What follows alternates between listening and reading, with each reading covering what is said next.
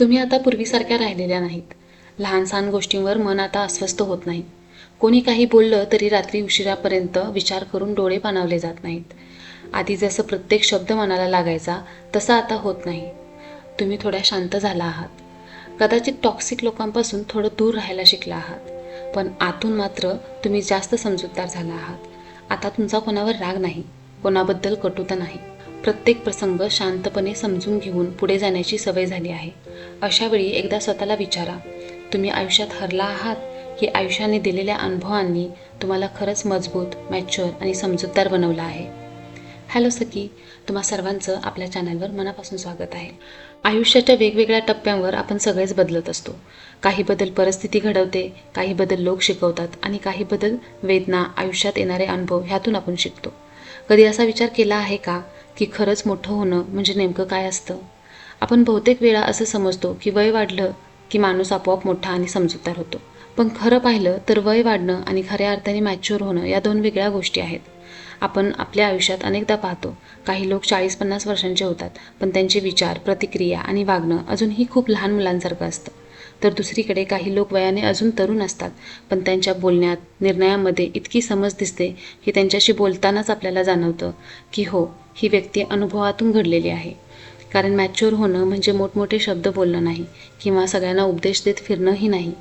खरी मॅच्युरिटी दिसते ती आपल्या विचारांमध्ये, आपल्या वागण्यात आणि अनेक वेळा आपल्या शांततेत. आयुष्य आपल्याला वेगवेगळ्या अनुभवातून, चुका आणि कठीण प्रसंगातून हळूहळू घडवत असतं.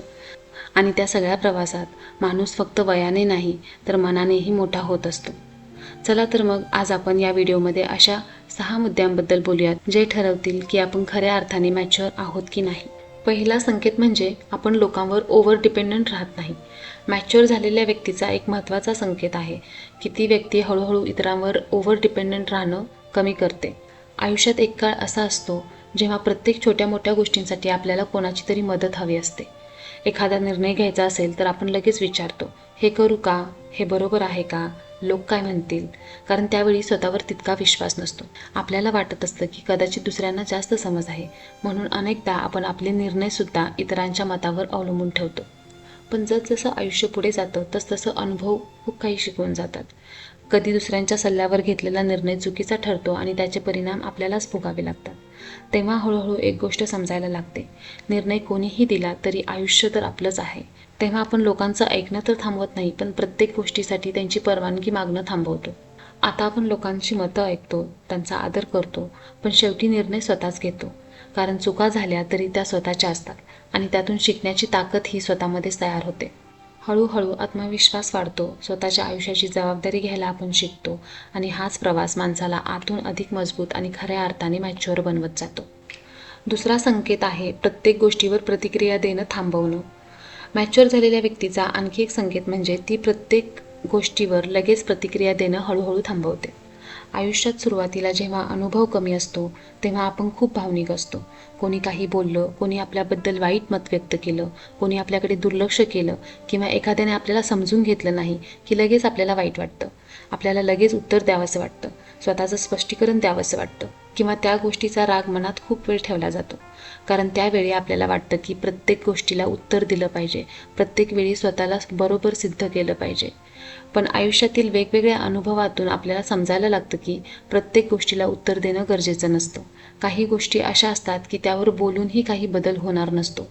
उलट आपलीच शांतता आणि मनशांती हरवते. मॅच्युअर व्यक्तीला हे समजतं की आयुष्यात काही लोक असेही असतात ज्यांना खरं काय आहे ते समजून घ्यायचंच नसतं. त्यांना तुमचं स्पष्टीकरण ऐकायचं नसतं.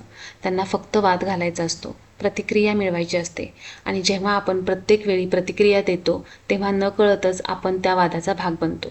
म्हणूनच अशा व्यक्ती प्रत्येक शब्दाला, प्रत्येक टीकेला किंवा प्रत्येक गैरसमजाला लगेच उत्तर देत नाहीत. ती थोडा वेळ थांबते, विचार करते आणि स्वतःलाच एक साधा प्रश्न विचारते, ही गोष्ट खरंच माझ्या मनशांतीपेक्षा मोठी आहे का? आणि बहुतेक वेळा उत्तर स्पष्ट असतं, नाही. तेव्हा ती शांत राहणं निवडते. कारण तिला माहिती असतं की शांत राहणं म्हणजे कमकुवतपणा नाही. उलट अनेक वेळा शांत राहणं हीच सगळ्यात मोठी ताकद असते. जेव्हा माणूस प्रत्येक गोष्टीवर प्रतिक्रिया देणं थांबवतो तेव्हा तो हळूहळू आयुष्यातील छोट्या छोट्या वादांपेक्षा आपल्या मनशांतीला जास्त महत्त्व द्यायला शिकतो.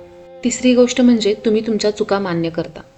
खरं पाहिलं तर माणसाची खरी परीक्षा तुम्ही यशस्वी झाल्यानंतर नसते, तर चूक झाल्यावर असते.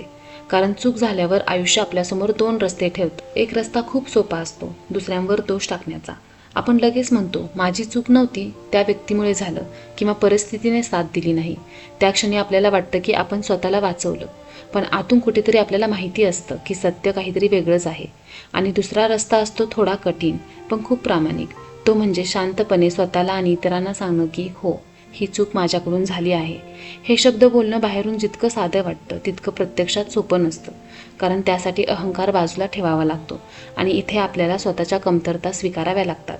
पण मॅच्युअर व्यक्तीला एक महत्त्वाची गोष्ट समजलेली असते, ती म्हणजे चूक मान्य केल्याने माणूस लहान होत नाही. उलट त्या क्षणापासून तो आतून अधिक प्रामाणिक आणि मजबूत बनू लागतो.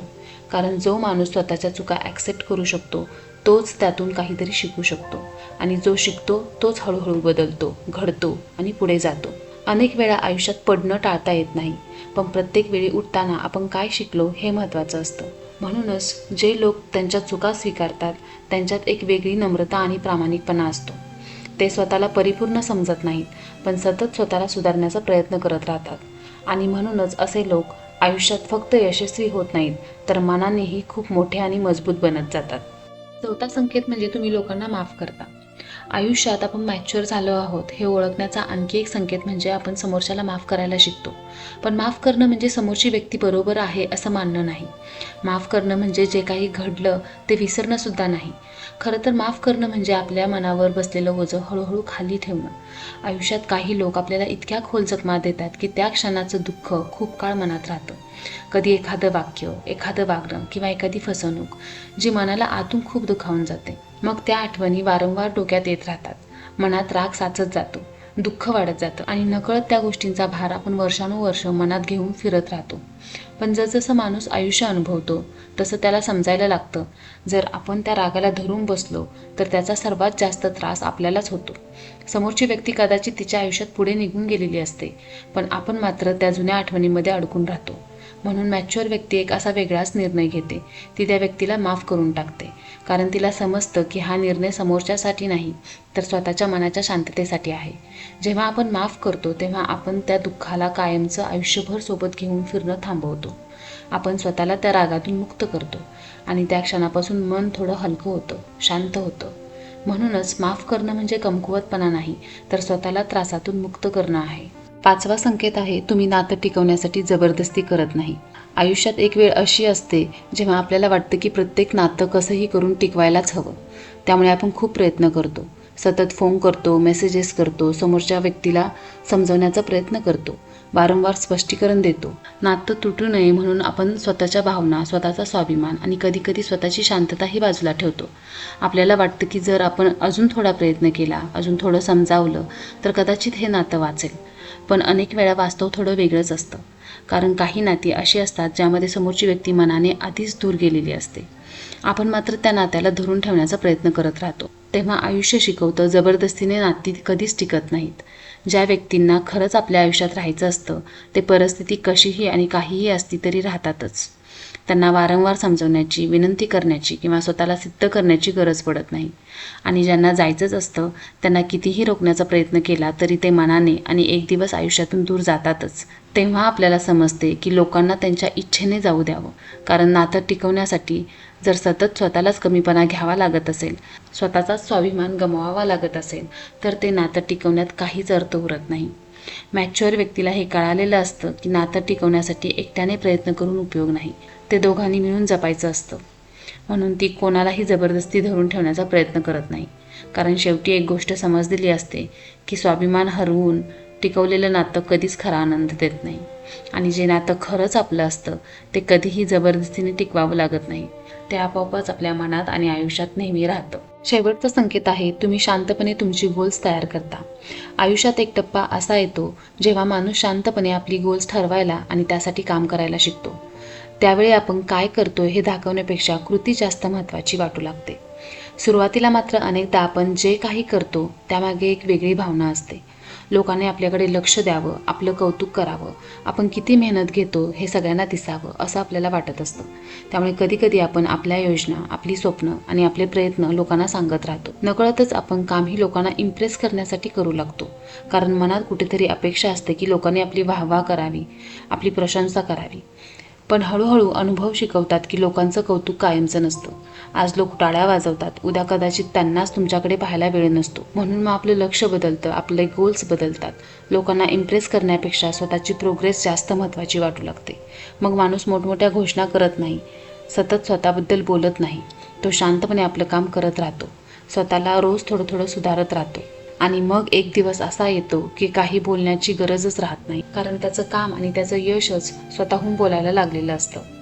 मॅच्युरिटी ही अचानक एका दिवसात येत नाही, ती हळूहळू आयुष्य जगताना तयार होत जाते. कधी तुटलेल्या अपेक्षांमधून, कधी कठीण अनुभवांमधून आणि कधी आयुष्याने दिलेल्या धड्यांमधून. काही प्रसंग असे येतात जेव्हा आपण एखाद्यावर खूप विश्वास ठेवतो, खूप अपेक्षा ठेवतो, पण गोष्टी आपल्या मनासारख्या घडत नाहीत. त्यावेळी मनाला खूप दुःख होतं आणि नकळत आपण आधीसारखं बोलणं, प्रतिक्रिया देणं कमी करतो. बाहेरून पाहिलं तर लोकांना वाटतं की आपण फक्त शांत झालो आहोत, पण त्या शांततेमागे अनुभवाची एक मोठी शिदोरी असते. कारण अनेकदा ही शांतता आपल्याला आतून अधिक मजबूत आणि समजूतदार बनवत असते. म्हणून जर या 6 गोष्टींपैकी काही गोष्टी तुम्हाला तुमच्यामध्ये दिसत असतील तर एक गोष्ट नक्की समजा, तुम्ही बदलत आहात, तुम्ही वाढत आहात आणि हळूहळू तुम्ही आयुष्य अधिक खोलवर समजायला लागला आहात. जर हा व्हिडिओ तुम्हाला मनापासून रिलेट झाला असेल तर अशाच भावनिक आणि विचार करायला लावणाऱ्या व्हिडिओसाठी चॅनल सबस्क्राईब करायला विसरू नका. कारण कधीकधी एक छोटासा विचार आपल्या आयुष्याकडे पाहण्याचा दृष्टिकोन बदलू शकतो. चला तर मग आजचा व्हिडिओ इथेच थांबवते. आय होप तुम्हाला हा व्हिडिओ आवडला असेल. पुन्हा भेटूयात एका नवीन व्हिडिओमध्ये एका नवीन विषयासोबत. तोपर्यंत आनंदी राहा आणि स्वतःची काळजी घ्या. धन्यवाद.